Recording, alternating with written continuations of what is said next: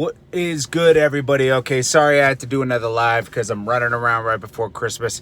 I got a chance to check out the full Meek Mill Charlemagne interview, and honestly, first and foremost, Charlemagne is definitely pivoting and making a different move away from the Breakfast Club.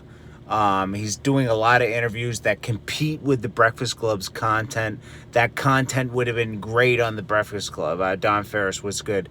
But when you're making the same content that your platform, the Breakfast Club, is making, you're competing with your own platform. And it's obvious. Don Ferris, I see you in the room. I see Big John 512. What's good, man? Sebastian Filipino Black, I see you, man.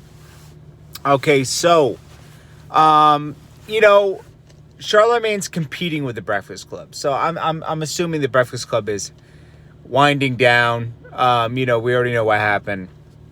Angela Yee, Gucci, Charlemagne's already been doing his own thing for a while. He's doing his own production company. It's like, okay, I see the writing on the wall.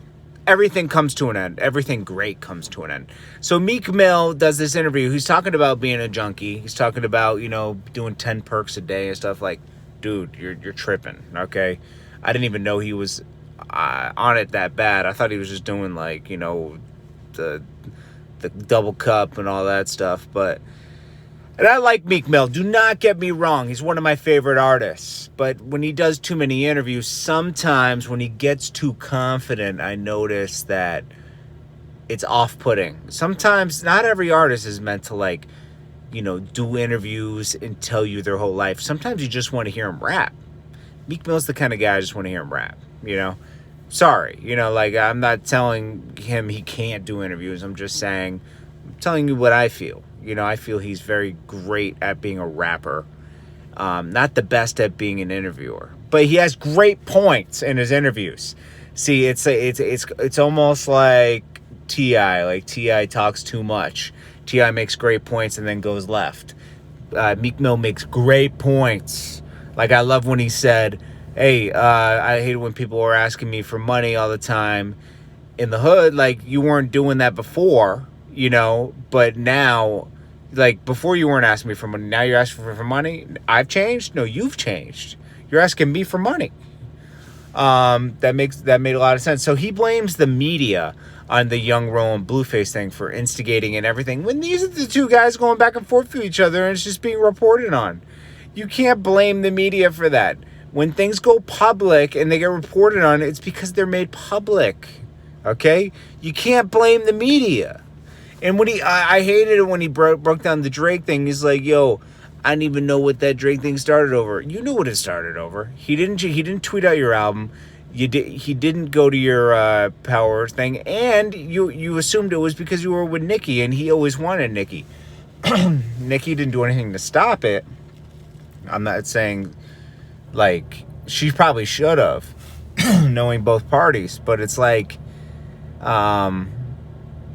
it was just a messy situation. But Meek knew what he was doing. He jumped out the window. He wanted to see if he could take Drake down, even though Drake was constantly giving him alley-oops, in the beginning. He said doing them, he should be ashamed of the truth. Maybe somebody can learn from his transparency.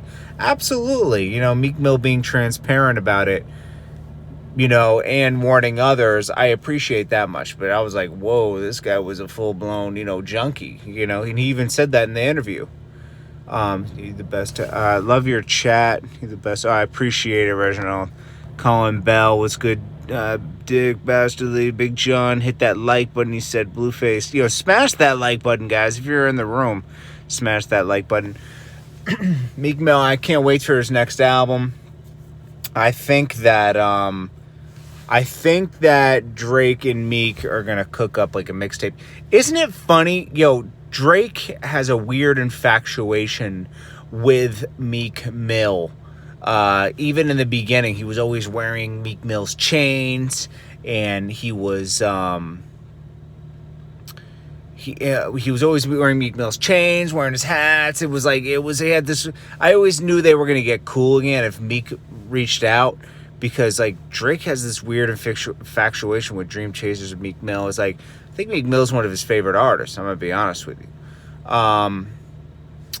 But anyways, man, I don't know, man. I hope you. Someone said that's his hubby. I mean, they're great to get. They make good music together. I'll say that. They do make great music together. But you know, we'll have to see. I'm gonna have to get off live in a second because I gotta get back to running around. But I wanted to touch base with you guys. Anyways, I hope everyone has a Merry Christmas. I'll come back on in about an hour. I appreciate you guys. This is Jordan Tower with JT News. Make sure you smash that like button on the way out, and I'll check you guys later.